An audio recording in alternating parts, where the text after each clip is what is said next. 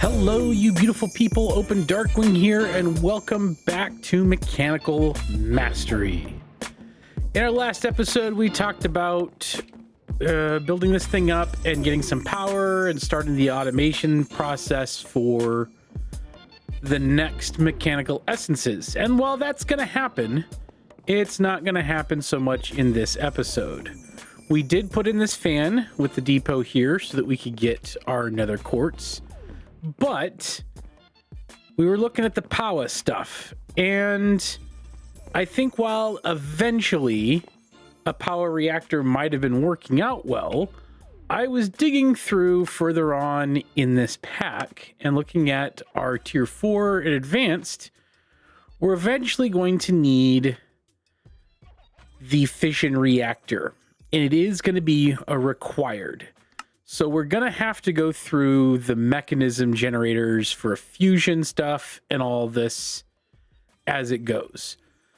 So I was poking around. Well, I need to learn how to use the mechanism stuff, because it's been a long time since I've done mechanism. And these were pretty cheap to make, these solar generators. And they produce, I think it was right around a little over 100 FE per tick per generator, versus the solar panels and the stuff that we would get from power. And I think we're going to go the mechanism route. Eventually, what I want to end up doing with the mechanism route is I created a garden cloche for immersive engineering to grow bio stuff. And we're going to go through the whole process of going through the crusher, the reaction chamber, the electrolyte separators, the gas burning generator to start producing more and more power. It'll be kind of all self-sustained when you use the garden cloche to grow stuff. So that's what we're eventually going to do. And I kind of want to put a second layer to this, because I was looking at everything that we've got going on, and the idea per tier is to automate, right? So if we relocate this and we start blocking these things into little individual clusters for the automation, we can kind of have one area for input that outputs each specific thing. So for example, this thing outputs the basic mechanical essences. And right now they're being processed and turned in, but eventually we're going to need them for automating this, because we need them here to automate up the next line. And then for the tier 3, the third tier out of that, over here, we're going to need these to automate in for the next line, and so on and so forth. So I think what we're going to do is, instead of super progressing for a bit, we're going to kind of go through a slight redesign. There's a couple of things that I've done. We have a block placer here, which places the oak logs into a fluid extractor, which then pulls out our latex, which I need to refill the water over here, but that pushes out to dry rubber. Then your rubber builds up and you can get plastics. We built ourselves the pyrolyzer, which I need to pull out the creosote oil, but this automates the coal into coal coke.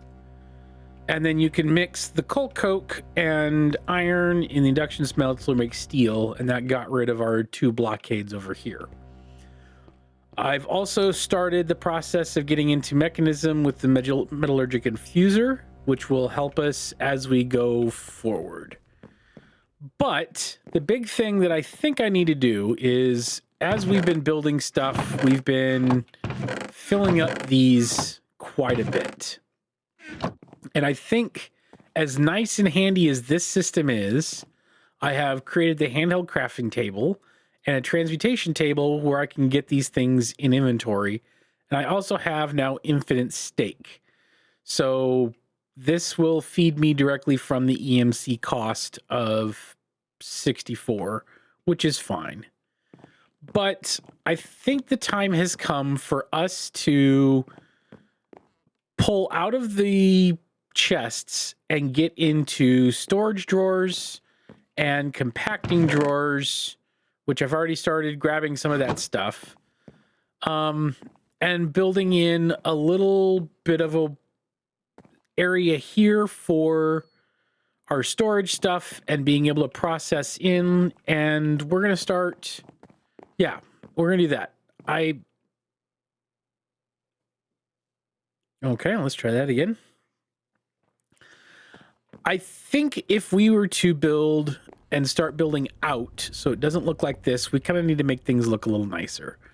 So we're going to build little self-contained work houses or buildings for each of these individualized systems that we need. The windmill that we've built here is going to last for a while. So I think what we're going to do is we're going to route stuff underneath. It's time for me to build a basement under here.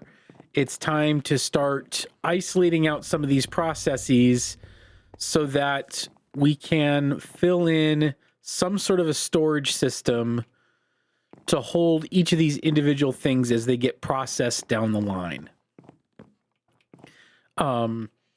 Looking at my notes for how to process everything, there's going to be lots of steps. And I think having little contained buildings and starting to build more of a city in the sky instead of just a blanket platform will be good.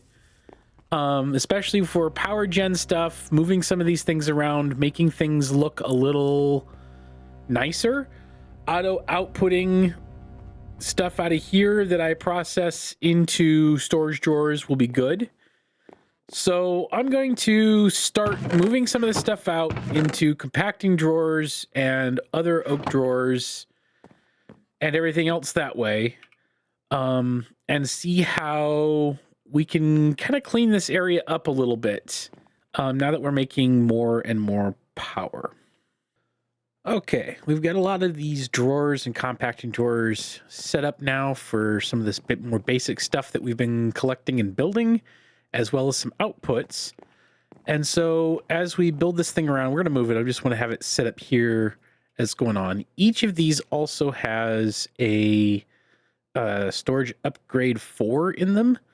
They aren't that expensive to make based on what we've got going on so far. So that's really good. I was thinking that for a lot of this, once we kind of figure out what's going on, we can automate the processing and making of a lot of these base elements to fill in here. And then we can pull as needed using drawer controllers or whatever. We can pull from, and this is where the pretty pipes will come back into play again, instead of mechanism, because of these cards. We can stack limit while we pull inside, but we can automate the processing of a lot of this stuff to fill all of this up. And I'll have to look at some of the more advanced stuff on pretty pipes to see if we can't detect how much is in here and it will automatically pull and make more as we need it. But for now, once we get this set up, we'll get these moved over to that area where we can just automatically process stuff and pull it out as needed. This will help us with our storage problem because these things are looking a little bit better now. But what it also means, unfortunately, is that I'm going to have to pull stuff out ahead of time to craft it and everything else. We're going to get labels on these. There is a label. I believe there is a label.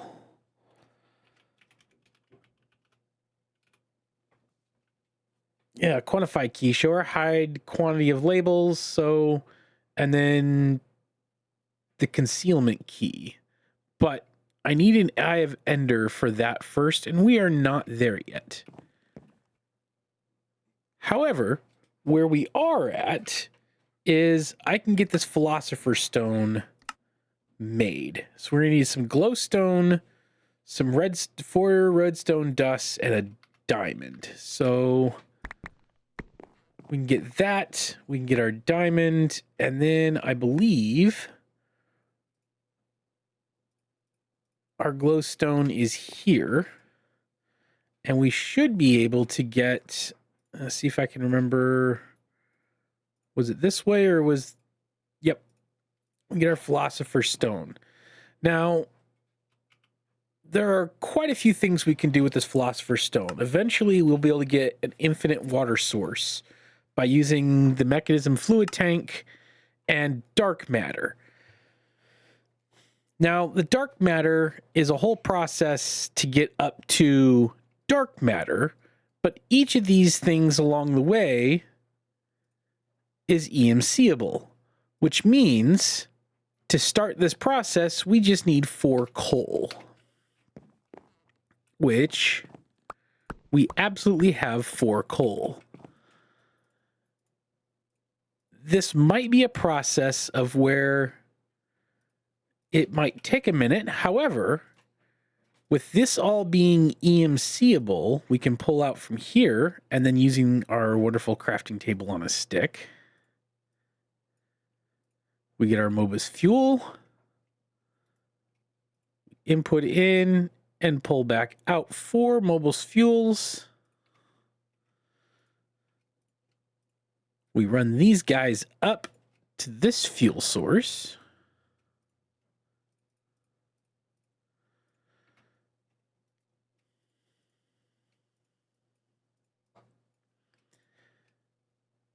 To our next fuel. And as we can see, we're just kind of repeating this process up the line, inputting it in,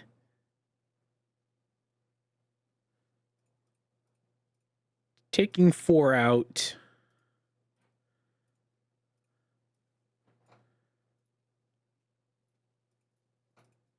pink fuel, oops, in, out,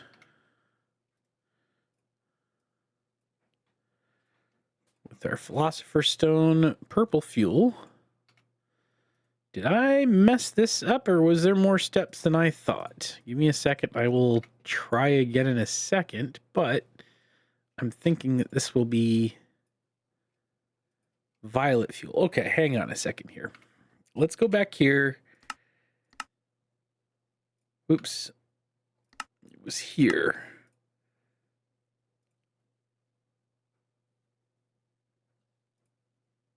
For Mobus fuel. Hang on. Alternus fuel, which I believe we've already gotten to the dark matter. Have we gotten the...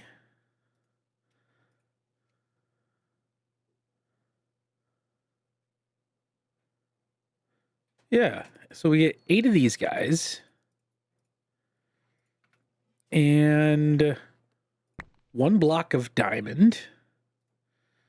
Okay, I should have looked at this earlier, but this is fine because we went down those fuel routes. Dark matter is in now. Perfect. Now 3 dark matter and 6 buckets of water is all we need to get this. There's 4 buckets that I have here. We can make 2 more buckets.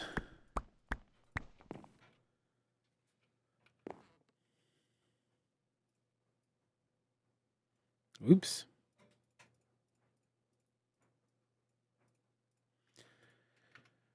We get our 6 buckets of water.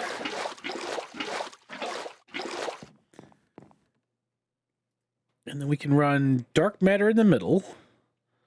And everything else. And we get our Evertide. Now we just need... You know what? Let's do it from over here because I already have a tank that's empty that I've been using for water processing a bit. But if we grab that,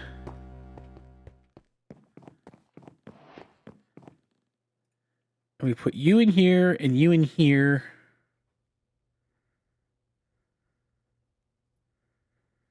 right click.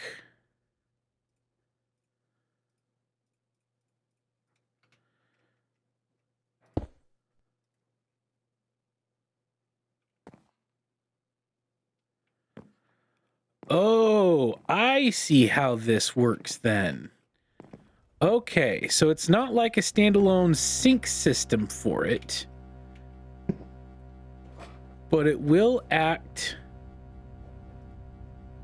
to fill as a infinite water source that's portable. Okay, because the sinks in this thing are insane of how bad they get to go up to the sinks.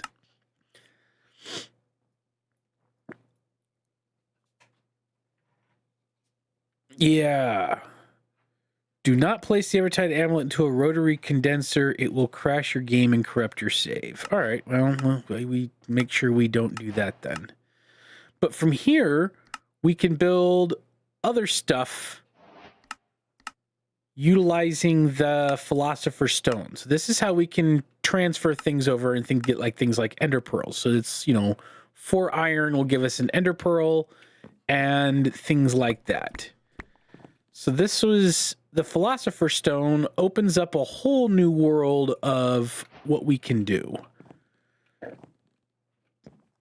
And it's a world that I'm very excited to start to explore a little bit more. But having a source of infinite water, even as a small bit, is going to be very, very nice. I think as part of our process here, we are also going to start going through and making these iron chests to kind of cut down on what we need. So we already have some glass. Let's get ourselves 8 iron, 8 gold, and a couple of diamonds.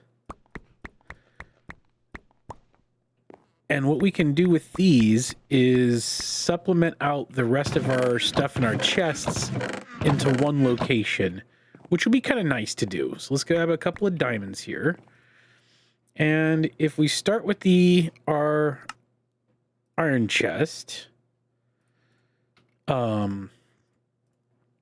can move right into the gold, and then from the gold,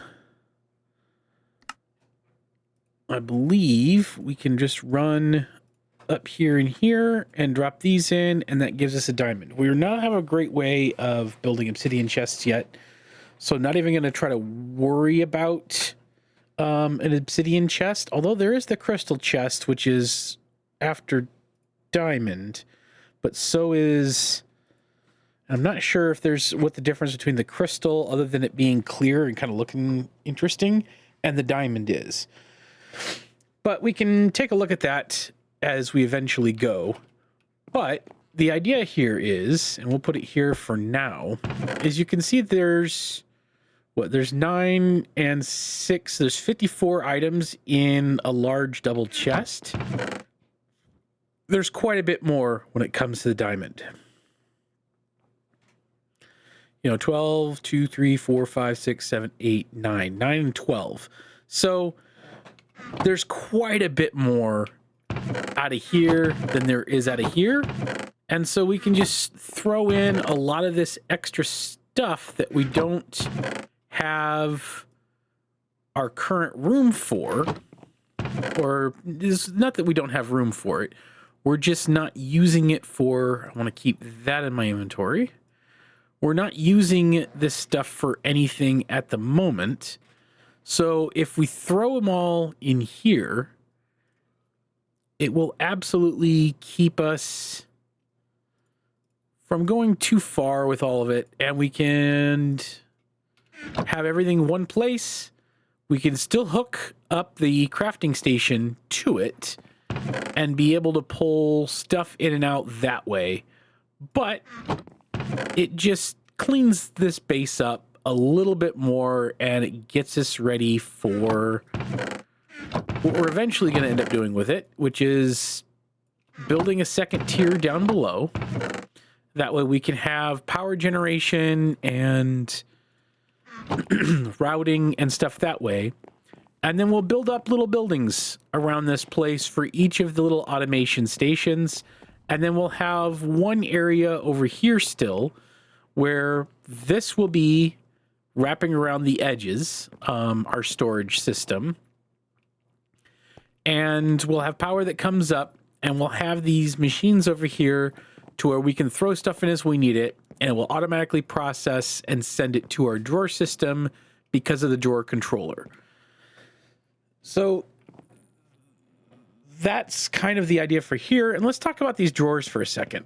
This drawer controller will push in or pull out anything that is in here. And you can see these little keys up here, and that means that they're locked, which means when you try to push something in here, it will attempt to fill in where it belongs. And if for these empty spaces, if there's nothing there, it won't put anything in there. And so with locking the drawers, everything that goes through the controller has a home here. If it doesn't, it doesn't. When you pull, you can also pull out of a drawer controller. And if you use a whitelist system or a filtering system, you can just pull out one item or one type of item or anything. The benefit of doing it this way is that we have a lot of stuff when you put stuff in either the furnaces or like here, there's, you know, you try to process redstone and you get gravel, redstone dust, and cinnabar. If we just auto exported like we did over here, you auto exported this entire machine and you export it just one pathway into the front of this drawer controller, it will automatically, the drawer controller will automatically filter out and place each of these things of where they need to go. Eventually, we'll get into something like refined storage, I think is in here. That is quite far in the future. Yeah, it's over here. So it's after we get through and we unlock the yellow, we get into refined storage. And it's been labeled as my beloved for a good reason. And we can go over to AE2, which is their optional. I prefer refined storage because you don't have to worry about things like channels, and it's kind of a simplified system. There are probably things that AE2 can do that refined storage can't, but we're not quite there yet. We will get there eventually because I absolutely want to get into refined storage. But what I was saying is that those can hook into these as well. And so we can see in one area everything that's in these without having to fill up a data drive in refined storage. And we'll go more into refined storage when we get there. But these things are fairly simple to make. You get the compacting drawer, which automatically allows you to pull out either blocks, ingots, or nuggets, and you can place each of those three in, and it goes in the same system. So it automatically compacts or uncompacts as you need it.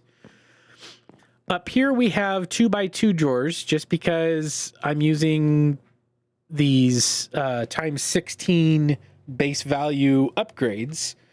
They'll be good enough for a while. But these also come in 2x2 or 2x1, which is just 2 slots, or just single 1 drawer, which is just 1 item per thing. And, you know, they will limit out. So if we pull this out, you have a limit of 8 stacks in these. With the upgrade, there's a limit of 128, which is why we have this thing upgraded that way, because it's a times 16, because it goes 16 times what was in there on those upgrades. And then there are the upgrades later on that we'll get that are the void upgrades, and those will be nice because then if something gets too full, it just automatically deletes the rest and it doesn't gunk up the system going in. But for that we need obsidian, and we don't have a reliable way of making obsidian just yet. We will soon, but not just yet. So I think what I'm going to do off camera is we're going to move some of this stuff around. We're going to finish pulling everything out of here and shoving them in these chests and figuring out what we're going to do from here. There might not be enough room in one of these, but we'll get that cross that bridge as we come to it or get that figured out. And I might want to put these andesite alloys into here, actually. Let's do that real quick. And I can show you what this does. So when it's locked and there's a blank, you can just click to place in there. And then we can see that we have all these andesite alloys. And there's a lot of empty spaces. But if we double click this on the front of this, all of the andesite alloys end up in this thing, and we still have access to everything else, which is really nice. The other thing we're going to put up there, oh shoot, I didn't want to put those in. Yeah, that should be everything. The other thing I want to start a new drawer for are these essences, because we are going to need to have them in here and then pull them out eventually. And once we get to that point where we're pulling things out as needed, on an as needed basis, then we will kind of push and go into the foyer of that. But let me get some of the stuff started getting situated around and moved, and we'll come back and talk about what we're going to be working on next. Actually, let's do it this way. Let us take this stuff and all these processes and all this changes and stuff, and I will do that off camera. And the next episode, we will start the process of building the machines to automate in our automate the rest of this here. So we'll automate in our steel, we'll automate in the Invar and our bronze to make these 3 objects, and then we'll get them into the mixing chambers and all that. So off camera, in between episodes, I will do kind of that rebuild. We'll build like a mechanical room underneath, and we'll build up little rooms around here for all this stuff and all of that. So that's going to cover it for this episode today. We'll see you guys all next time. Call your mom and dad, tell them you love them. Be kind to one another.